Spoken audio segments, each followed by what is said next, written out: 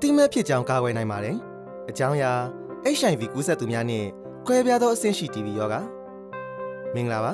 တိမဲ့ဖြစ်ကြောင်းကာကွယ်နိုင်ပါတယ်အစီအစဉ်မှာဒီတစ်ခေါက်ကွဲပြားသောအဆင့်ရှိ TB ရောဂါအကြောင်းကိုပြောပြပေးမှာဖြစ်ပါတယ်ကွဲပြားသောအဆင့်ရှိ TB ရောဂါလို့ပြောလိုက်ရင်အများသိနေပြီးမကြဘူးဖြစ်နေတာမဟုတ်ပါလားအဲဒါကြောင့်အရင်ဆုံး TB ရောဂါအကြောင်းကိုနည်းနည်းရှင်းပြပေးပါရစေ TB ရောဂါဆိုတာ Mycobacterium tuberculosis bacteria ကြောင့်ဖြစ်ပေါ်လာတဲ့အရေးကြီးသောကူးစက်ရောဂါတစ်ခုဖြစ်ပါတယ်အများအားဖြင့်80%ခန့်ကိုအဆုတ်မှာဖြစ်တတ်ပြီး TB ရောဂါကချောင်းဆိုးရည်မှအမုံလေးဖြင့်ကူးစက်နိုင်ပါတယ် TB ရောဂါ၏လက္ခဏာများမှာအောက်ပါတိုင်းဖြစ်သည်1တနေရာတွင်တစ်စိတ်တစ်စောင်းပြီး3ပတ်ကျော်တိုင်အောင်တည်နေသောအဆုတ်ရောဂါတချို့သောလူနာများတွင်သွေးဖက်ခြင်းလည်းဖြစ်တတ်သည်2ညနေခင်းချိန်တွင်ကိုယ်အပူချိန်မြင့်ခြင်း3အားလုံးပျောက်ပြီးနှိမ့်လိုတဲ့ဟုခံစားရခြင်း4အစာစားမလို့စိတ်ဖြစ်ခြင်းနဲ့ကိုယ်လေးချိန်လျော့ပါခြင်း5ညချိန်တွင်ချွေးထွက်ခြင်း TB ရောဂါကူးစက်ရခြင်းကြောင့် TB ရောဂါဆိုတာချောင်းဆိုးခြင်းတုပ်ဆိုးခြင်းစကားပြောခြင်းအော်ခြင်းရှီမောခြင်းစသဖြင့်ကူးစက်နိုင်သောရောဂါဖြစ်ပါတယ် TB ရောဂါရှိသူများထံမှလေထဲတွင်ကူးစက်မှုအချိန်ကြာရှည်လေးရှိပါတယ် TB ရောဂါကူးစက်ခြင်းကိုနှစ်အဆင့်ခွဲခြားနိုင်ပါတယ်ရောဂါပေါက်ဖွားသောအဆင့်ဝှက်ထားသောအဆင့်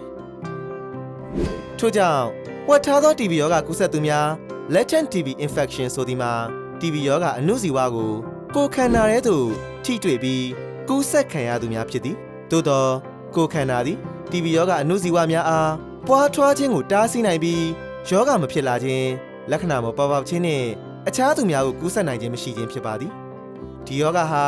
HIV ကူးစက်ခံရသူများနဲ့ဘယ်လိုဆက်ဆက်နေသလဲဘာကြောင့်ကျွန်ုပ်တို့အရေးကြီးစွာထည့်သွင်းစဉ်းစားရလဲဆိုတာကတော့လက်ရှိ HIV ကူးစက်ခံရသူများကြောင့်အချက်အလက်များအရ HIV ကူးစက်ခံထားရသူ3ယောက်တွင်တစ်ယောက်မှာဝှက်ထားသော TB ရောဂါကိုပါကူးစက်ခံထားတဲ့ကြောင်းတွေ့ရှိနိုင်ပါတယ် HIV ကူးစက်ခံရသူများက HIV စန့်ကျင်စေမတောက်စားပါကတစ်နေ့တစ်ချိန်9မှ10%ထိ TB ရောဂါဖြစ်နိုင်ခြေရှိပါတယ် HIV ကူးစက်ခံထားရသူများကိုဝှက်ထားသော TB ရောဂါကုသမှုနှင့် HIV စန့်ကျင်စေပေါင်းဆက်ကုသပေးပါက TB ရောဂါဖြစ်နိုင်ခြေကို90%ထိလျှော့ချပေးနိုင်ပြီးသေဆုံးမှုနှုန်းကို80%ထိလျှော့ချနိုင်ပါသည်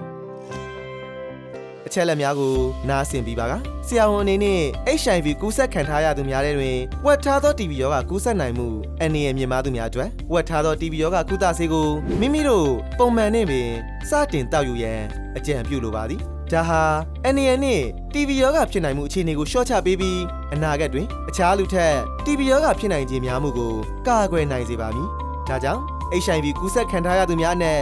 အန္တရာယ်မြင့်မားပြီး TB ရောဂါဖြစ်နိုင်ရရှိသူများသည်ဝှက်ထားသော TB ရောဂါကုသဆေးကိုအောက်ပါအတိုင်းအားလုံးတောက်ယူရန်လိုအပ်ပါသည် HIV အတည်ပြုလူနာအသစ်တဦးစီ HIV ကူးစက်ခံထားရသူများနဲ့မကြာသေးမီတစ်နှစ်အတွင်းအဆုတ် TB ရောဂါသို့မဟုတ်ရှာ TB ရောဂါရှိသူများနဲ့နီးကပ်နေထိုင်ခဲ့သူများ HIV ကူးစက်ခံထားရသူများနဲ့အကျဉ်းထောင်တွင်နေထိုင်သူများ HIV ကူးစက်ခံထားရသူများနဲ့ဝှက်ထားသော TB ရောဂါကူးစက်မှုတွေ့ရှိထားသူများHIV ရောဂါပိုးသမားများတွင် HIV စန့်ကျင်တိုက်ဖြတ်ဆေးရောဂါတောက်စားနေပြီး CD4 ဆင့်200ဆဲလ် MM3 ထက်နည်းသောသူများကုသမှုမအောင်မြင်မှုရှိသောသူများသို့မဟုတ်သွေးထဲတွင် virus အဆင့်1000 မီလီထက်ပိုသောသူများ HIV စန့်ကျင်ဆေးရောဂါကိုအဆက်မပြတ်90ရက်ကျော်မတောက်နေရသောသူများသို့မဟုတ်တီးနယ်ဆိုင်ရာကြောက်ကက်ရောဂါရှိပြီးကြောက်ကက်အစားထိုးကုသမှုခံယူရသောသူများအထက်ဖော်ပြထားသောအန္တရာယ်ရှိသူများအားလုံးသည်ဝှက်ထားသော TB ရောဂါကုသဆေးကိုလိုအပ်လျက်ရှိပါသည်ဝှက်ထားသော TB ရောဂါကုသဆေးကိုတောက်ခြင်းမှာအခက်အခဲမရှိသလိုတစ်ပတ်လျင်တစ်ချိန်တောက်ပြီး3လကြာစတိုက်တောက်ခြင်းသို့မဟုတ်နေ့စဉ်စတိုက်တစ်လကြာတောက်ခြင်းဟုရွေးချယ်နိုင်ပါသည် HIV ကူးစက်ခံထားရသူအခြားသူများအတွက်ဝှက်ထားသော TB ရောဂါကူးစက်မှုစစ်ဆေးမှုမခံယူသေးပါကလည်းစိတ်ပူစရာမလိုပါဘူးတင်ကိုထိမ့်သိမ်းဆောက်ရှောက်နေသောဆရာဝန်က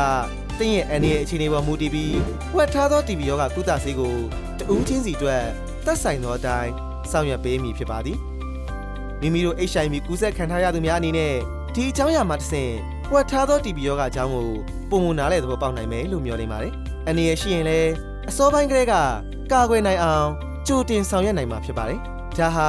ကျွန်ုပ်တို့အားလုံးရဲ့အခြေခံဘဝအရေးတွေးကိုပုံမကောင်းမွန်စေဖို့အတွက်ဖြစ်ပါတယ်ဒီနေ့ အချိန်နည်းငယ်တင်ပြခွင့်ရတာကျေးဇူးတင်ပါတယ်နောက်တစ်ခေါက်ပြန်ဆောင်ကြမယ်နော်နောက်ပိုင်းမှာပြန်တွေ့မယ်နော်စီစဉ်ပါပါ